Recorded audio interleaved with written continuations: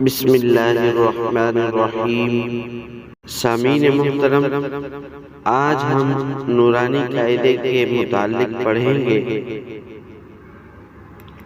نورانی قاعدے کے اندر 4 چیزوں کے بارے میں جاننا ضروری ہے۔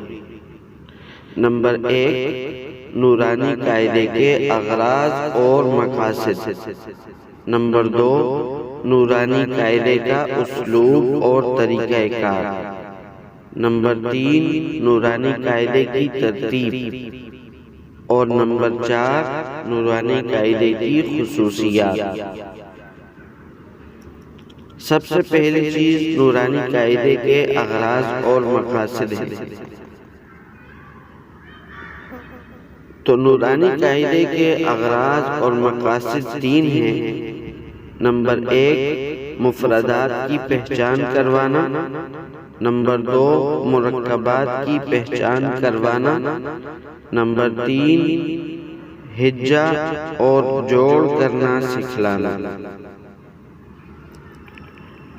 دوسری چیز نورانی قاعدے کا اسلوب اور طریقہ کار۔ نورانی قاعدے کا طریقہ کار یہ ہے کہ پہلے سبق ذکر کیا گیا ہے اور پھر اس کے بعد مشق ذکر کی گئی ہے۔ تیسری چیز نورانی قاعدے کی ترتیب کیا ہے۔ نورانی قاعدے کو 5 حصوں میں تقسیم کیا گیا ہے۔ پہلے حصے میں 3 تختیاں ہیں۔ سب سے پہلے مفردات والی تختی میں سبق ہے۔ مرکبات اور مقطعات والی تختی میں مشق ہے۔ دوسرے حصے میں بھی 3 تختیاں ہیں، جن میں پہلی 2 تختیاں حرکات اور تنوین والی سبق کی ہیں اور تیسری تختی مشق کی ہے۔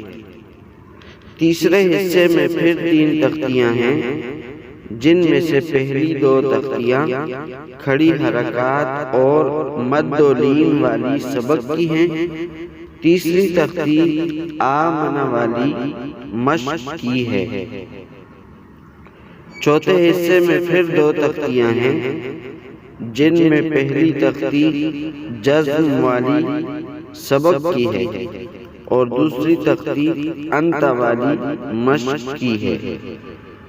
5ویں حصے میں 5 تختیاں ہیں، جن میں سے پہلی تختی تشدید والی سبق کی ہے، باقی 4 تختیاں مشق کی ہیں۔ اس کے بعد آخر میں خاتمہ لکھا گیا ہے، جس میں نون اور میم کے قواعد ذکر کیے گئے ہیں۔ آخری چیز نورانی قاعدے کی خصوصیات ہے۔ نورانی قاعدے کی خصوصیات 3 ہیں۔ پہلی خصوصیت تو یہ ہے کہ نورانی قاعدے کو قرآن مجید سے لیا گیا ہے۔